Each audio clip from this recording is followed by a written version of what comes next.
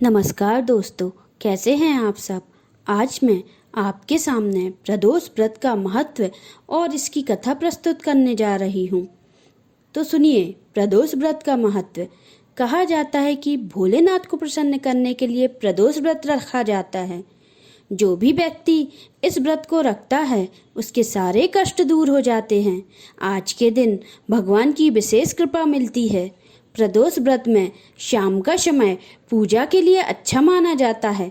मान्यता है कि इस समय भगवान शिव कैलाश पर्वत पर नृत्य करते हैं।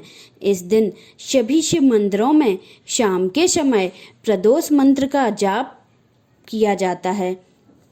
किसी भी प्रदोष व्रत में भगवान शिव की पूजा शाम के समय सूर्यास्त से 45 मिनट पूर्व और सूर्यास्त के 45 मिनट बाद तक की जाती है। प्रदोष व्रत हर महीने 2 बार आता है। कृष्ण और शुक्ल पक्ष की त्रयोदशी तिथि में शाम के समय को प्रदोष काल कहा जाता है। शुक्र प्रदोष जो शुक्रवार के दिन पड़ता है उसे शुक्र प्रदोष कहा जाता है। धार्मिक शास्त्रों के अनुसार इस दिन भगवान शिव की असीम कृपा प्राप्त होती है। प्रदोष व्रत करने से सभी पापों का नाश होता है और व्यक्ति की सारी मनोकामनाएं पूरी होती हैं। प्रदोष व्रत कथा। एक नगर में 3 मित्र रहते थे, राजकुमार, ब्राह्मण कुमार और तीसरा धनिक पुत्र।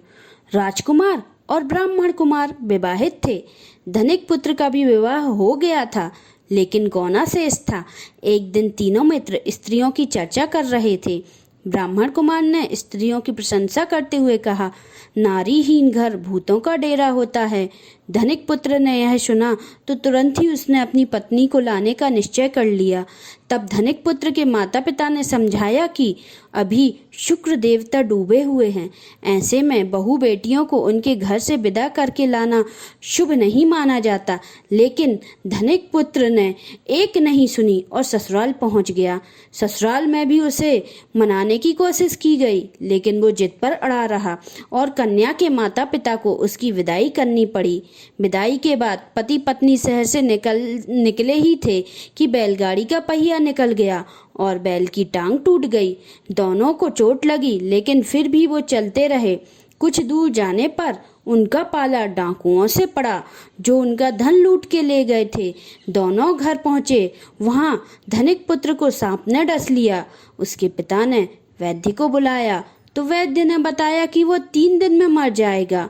तब ब्राह्मण कुमार को यह खबर मिली तो वह धनिक पुत्र के घर पहुंचा और उसके माता पिता को शुक्र प्रदोष व्रत करने की सलाह दी और कहा कि इसे पत्नी सहित वापस ससुराल भेज दें। धनिक ने ब्राह्मण कुमार की बात मानी और ससुराल पहुंच गया, जहां उसकी हालत ठीक होती गई। यानी शुक्र प्रदोष के महत्व से सभी घोर कष्ट दूर हो गए। इस दिन कथा सुनने अथवा सुनाने का बहुत ही महत्व माना गया है। बोलिए ओम नमः शिवाय।